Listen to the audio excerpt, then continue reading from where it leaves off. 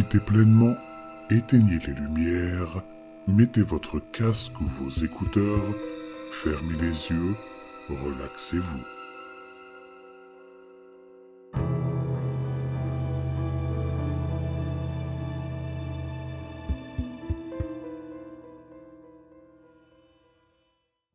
Dans ma vie d'avant, j'étais psychiatre. Ou, attendez, laissez-moi reformuler ça. Avant que ma vie s'effondre, j'étais psychiatre. Et un bon en plus. C'est dur de déterminer ce qui fait un bon psychiatre, mais j'ai commencé à travailler dans ce domaine très tôt. J'ai acquis pas mal d'expérience dans mes premières années de métier, et il n'a pas fallu longtemps avant que je n'ai presque plus de clients que je ne pouvais en gérer. Je ne dis pas qu'une personne suicidaire pourrait venir dans mon cabinet et retrouver le goût à la vie en une journée, mais mes clients me faisaient confiance et sentaient que je les aidais réellement. Je suis donc devenu très vivement recommandé et mes tarifs étaient, je l'avoue, plutôt élevés. Ceci étant dit, j'étais habitué à des patients de classe sociale aisée. Je ne suis pas sûr de comment la famille Jennings m'a trouvé. Mais je suppose que c'est leur précédent psychiatre qui m'a recommandé, comme c'est parfois le cas. Quelqu'un que tu es incapable d'aider pour une raison quelconque rentre dans ton cabinet, alors tu lui fais quelques recommandations. Un jour, j'ai eu un appel de Madame Gloria Jennings, une vraie propriétaire de domaine, très riche, qui voulait que je travaille avec son fils, Andrew. Apparemment, Andrew venait d'épuiser à peu près tous les psychiatres de cet état, et j'étais de ce fait leur dernière option. Andrew était un toxicomane typique avec comme poison de prédilection l'héroïne, et tout le monde dans mon domaine vous le dira. Ces personnes sont vraiment des plaies, surtout quand il faut les aider. S'ils ne sont pas clean et étourdis, alors ils sont défoncés et déraisonnés. Au début, je ne voulais pas le prendre comme patient, mais Madame Jennings m'offrait presque le double du prix à payer habituellement, alors je ne pouvais pas refuser. Ça a été la pire erreur de ma vie. J'ai rencontré Andrew tôt un lundi matin. D'expérience, je peux dire qu'il est plus aisé de repérer les cas potentiels avant qu'ils aient l'occasion de se droguer.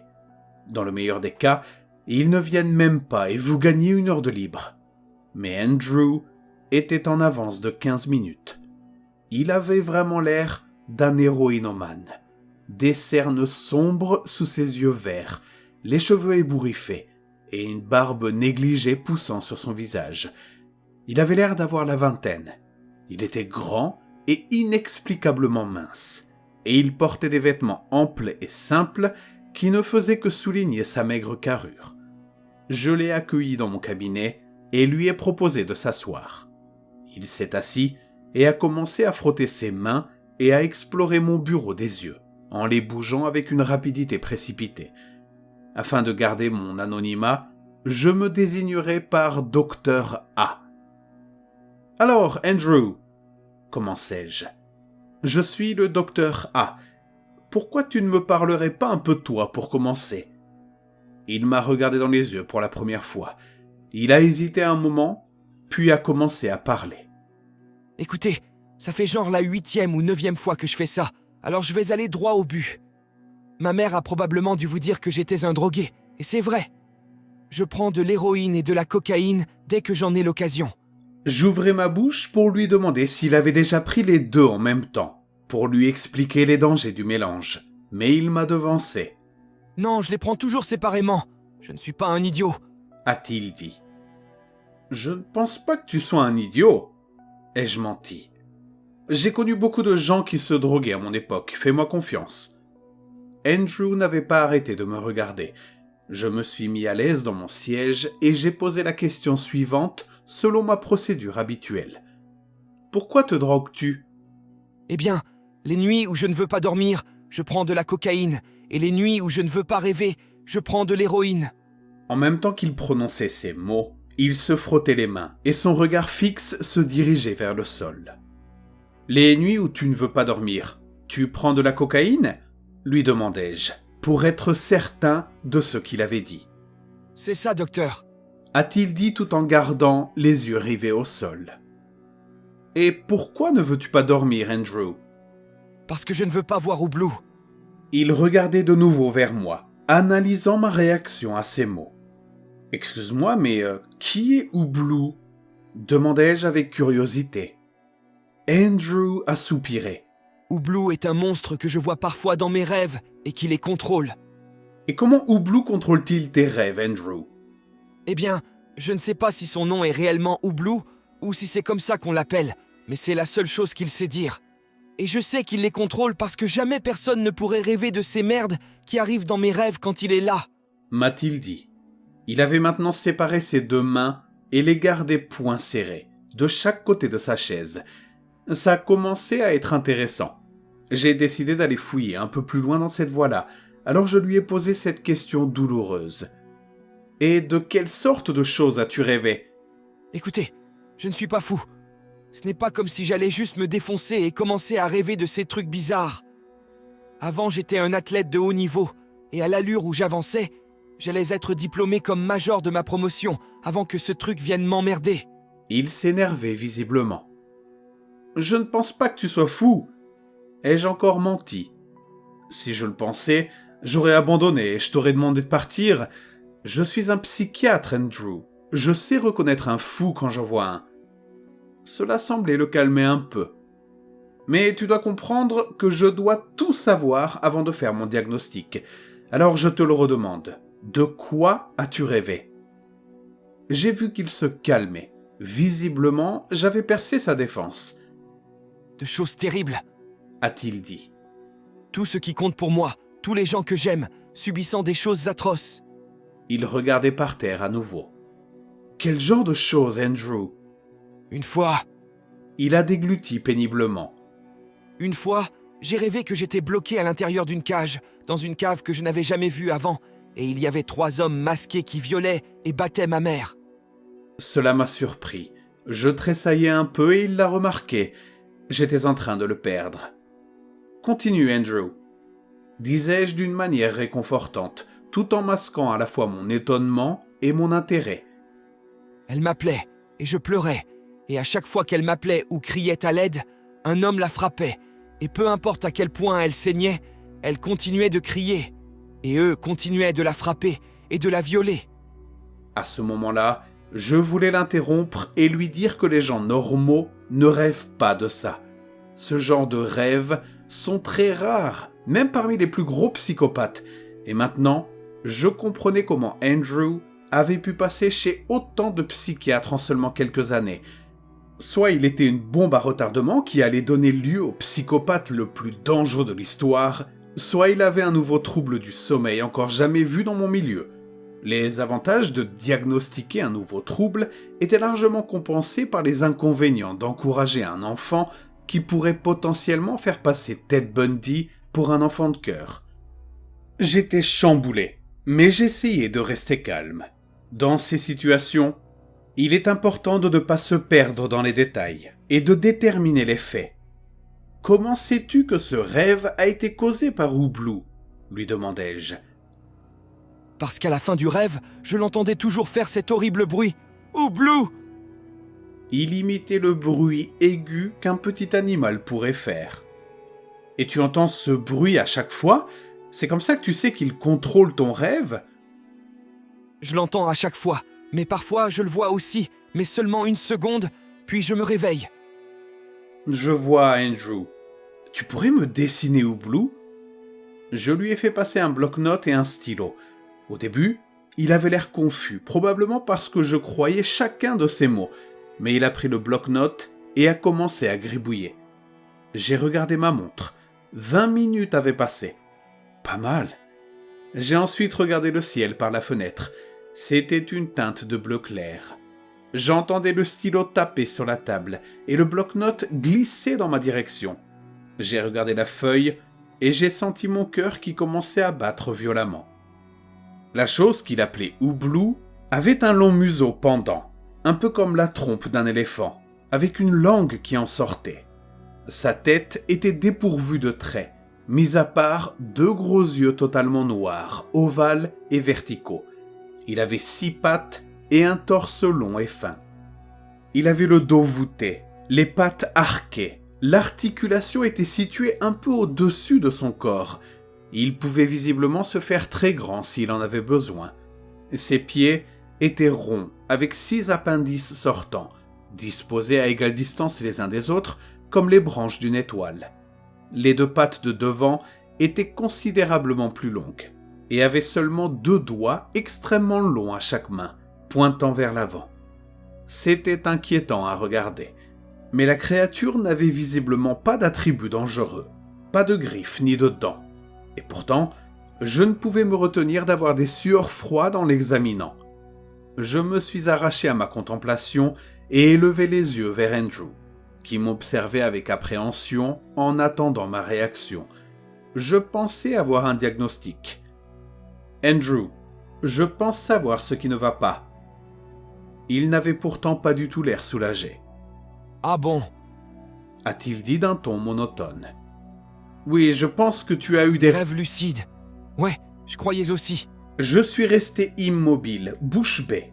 « Vous pensez que j'ai fait un cauchemar traumatisant impliquant ce truc, et maintenant à chaque fois que je fais un rêve lucide, mon subconscient l'introduit dans mon esprit, ce qui entraîne un scénario traumatisant indépendamment de ma volonté. » Rarement au cours de mes 10 ans d'expérience, j'ai été sans voix, scotché, bouche bée.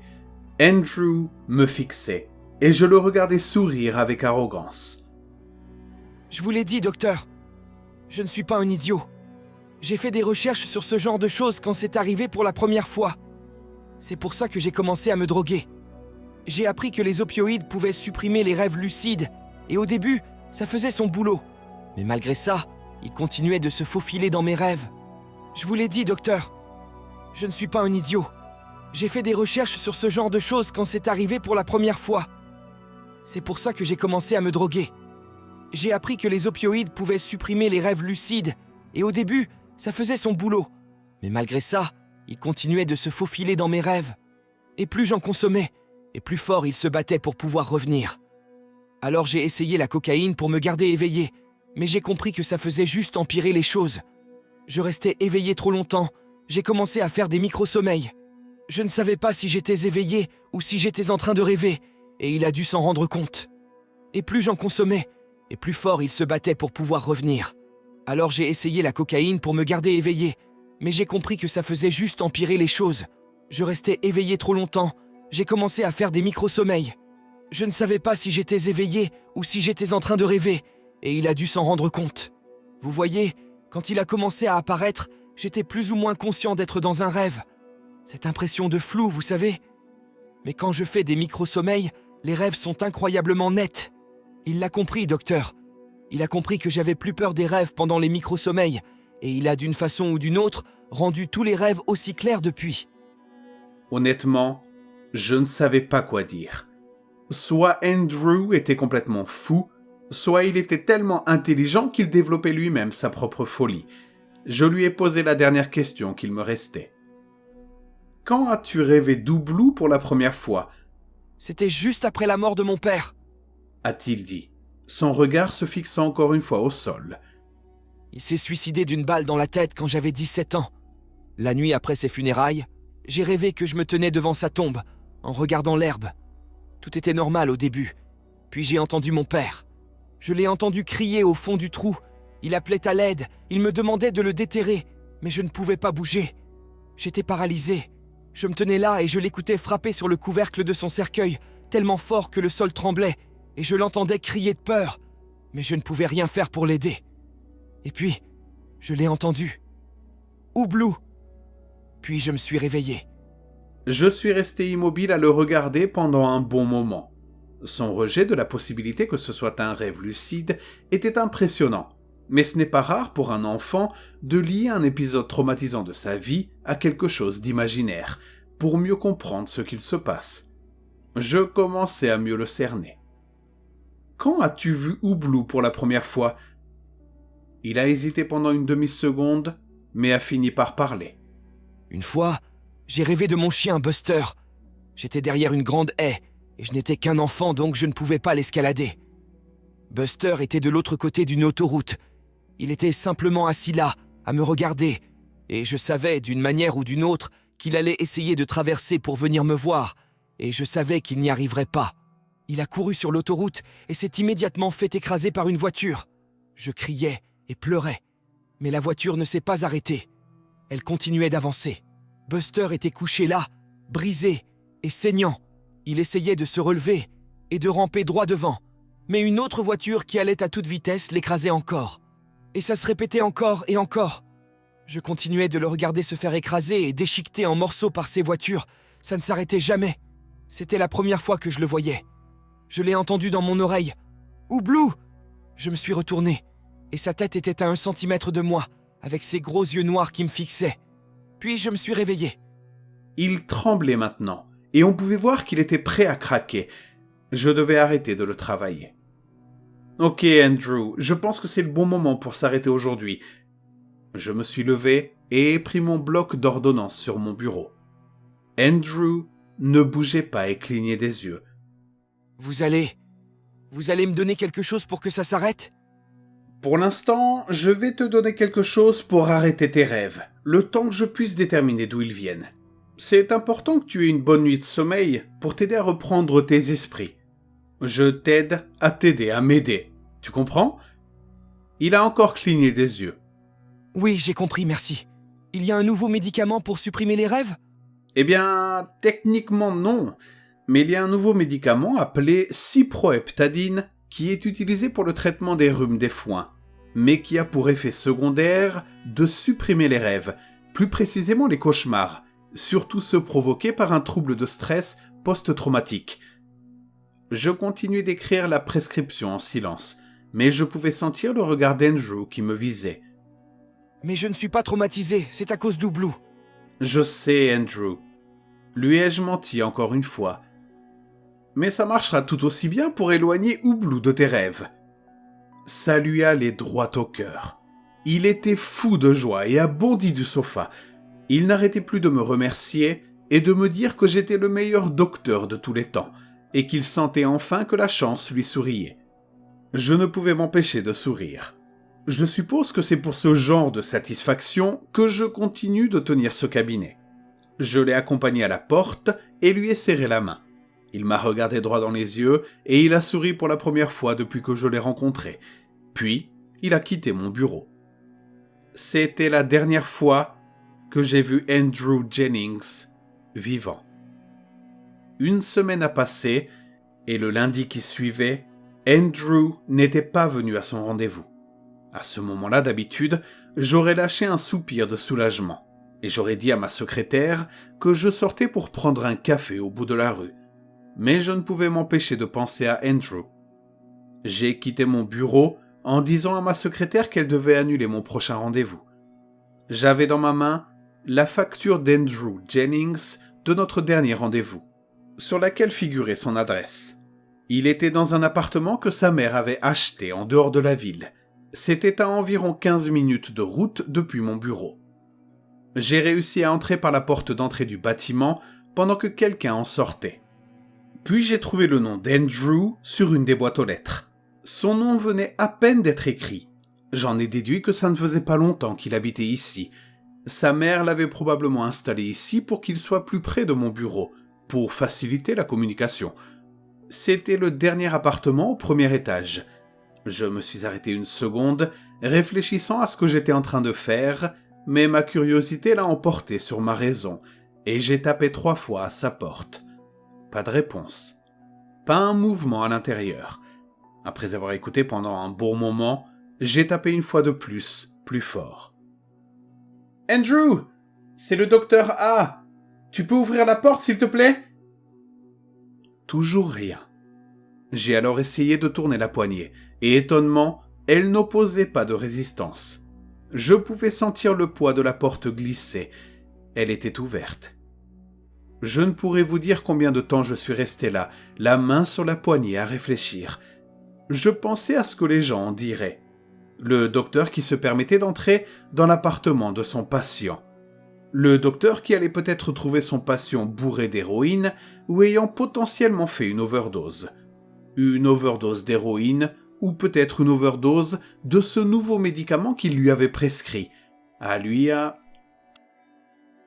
Mais le pire, c'était de repenser à ces horribles rêves dont il m'avait parlé, alors que seul un morceau de bois nous séparait. J'ai pris une grosse inspiration et j'ai ouvert la porte. La première chose que j'ai remarquée était que les ombres étaient estompées et il n'y avait aucune lumière allumée, à part une lampe à faible consommation dans le coin. L'odeur de musc et de renfermé était prégnante. Il y avait aussi des aiguilles, des cuillères et des sacs en plastique vides posés sur la table. J'ai traversé le salon, sans voir aucun signe de vie. Il y avait un couloir à côté du mur sur lequel le canapé était appuyé. J'ai pris mon téléphone et allumé la lampe torche. J'ai progressé en silence dans le couloir. J'avais le souffle court et mes mains tremblaient. Il y avait une porte grande ouverte directement à ma gauche. Prudemment, j'ai regardé dans le coin, pointant ma lampe torche à l'intérieur. C'était la salle de bain. Elle était assez sale, mais j'avais vu pire. Il n'y avait aucun signe de lutte, pas de vomi dans les toilettes, ni rien qui pourrait indiquer une potentielle overdose. J'ai lâché un petit soupir de soulagement avant de retourner dans le couloir. Il ne restait qu'une porte à ouvrir, droit devant. Elle était complètement fermée, toute blanche, avec une poignée argentée. Je me tenais dans le noir, avec mon téléphone lampe torche, et je cherchais un interrupteur pour allumer la lumière. C'étaient de vieux appartements. L'interrupteur devait être dans la chambre d'Andrew, derrière cette porte. Me rendant compte que ça n'allait pas en s'améliorant, et ravalant mon stress, je commençais à avancer doucement, tout droit en direction de la porte. Chaque pas avait l'air d'1 kilomètre. Mes pieds étaient maladroits et mes jambes étaient lourdes. Il semblait qu'1 heure s'était écoulée le temps que j'atteigne la porte. Je me tenais devant la porte d'un blanc brut, que je fixais. J'ai levé ma main et j'ai toqué légèrement sur le bois. « Andrew ?» La porte a grincé et s'est entr'ouverte doucement vers l'intérieur. Je pouvais distinguer par la porte entr'ouverte la silhouette floue d'une personne, alors j'ai ouvert la porte complètement. Andrew était à terre, son dos calé dans le coin de la pièce. Sa peau était pâle, ses yeux verts et brillants. Il fixait la porte par laquelle je venais d'entrer. J'étais immobile et le regardais fixement, totalement choqué. C'était la première fois que je voyais un mort en dehors d'un cercueil. Il avait l'air tellement vide et sans vie. Je remarquai qu'il y avait du sang sur le tapis. Ses ongles étaient tout retournés, le bout de ses doigts ensanglanté, comme s'il avait gratté le sol à s'en briser les mains. J'ai tant bien que mal réussi à trouver l'interrupteur et j'ai allumé la lumière. C'est à ce moment que je l'ai vu. La fin et le commencement. C'était gravé profondément dans le bois, à côté de lui. J'ai fixé le message assez longtemps pour voir ce que ça disait, quand une odeur m'a percuté. L'odeur la plus nauséabonde que j'ai jamais sentie. Et c'est à ce moment-là que j'ai commencé à être pris de nausées. Des nausées plus violentes de toutes celles que j'avais subies jusqu'ici. J'ai pu courir jusqu'au couloir avant de rendre mon dernier repas. J'étais penché sur le sol, essayant de reprendre mon souffle, quand une vieille dame à quelques appartements de moi a ouvert sa porte et s'est exclamée en me voyant. « Appelez la police !» lui ai-je crié. J'ai entendu sa porte se fermer bruyamment et j'ai essayé de progresser du couloir jusqu'au hall d'entrée, en m'arrêtant à peu près tous les 20 mètres pour respirer. Quand les gens des urgences sont arrivés, ils ont déclaré Andrew mort sans une hésitation. Il devait être habitué à ce genre de choses, parce qu'il n'avait pas l'air trop chamboulé par la scène. J'ai fait mon témoignage à la police et leur ai dit qu'il était un de mes patients, et que j'étais venu voir s'il allait bien. Ils n'avaient pas l'air de me soupçonner de quoi que ce soit, et m'ont dit que s'ils avaient besoin de quoi que ce soit, ils m'appelleraient. Je leur ai laissé ma carte de visite avant de regagner ma voiture. Au moment où je commençais à partir, le crissement des pneus d'une voiture s'est fait entendre dans le parking, et j'ai vu une femme sortir de sa voiture. C'était Madame Jennings. Elle braillait et criait, et quelques policiers ont été forcés de la maîtriser. « C'est mon bébé! Mon Dieu! S'il vous plaît, non !» criait-elle pendant qu'elle se débattait pour passer devant les policiers. J'ai regardé la scène autant que je pouvais le supporter, puis je suis sorti du parking. J'ai appelé ma secrétaire et lui ai dit d'annuler tous mes rendez-vous pour la journée. Je me suis arrêté à un magasin d'alcool et ai pris une bouteille de whisky, puis je suis rentré chez moi. Je suis resté assis en silence pendant pas mal de temps. J'ai finalement allumé la télé et j'ai commandé quelque chose à manger. Mais quand mon repas est arrivé, je n'ai pas pu me résoudre à manger. Il était déjà tard quand j'ai fini la bouteille. Je me suis levé et j'ai titubé jusqu'à ma chambre. J'ai quitté mes chaussures d'un coup de talon et je suis tombé tête la première dans mon matelas.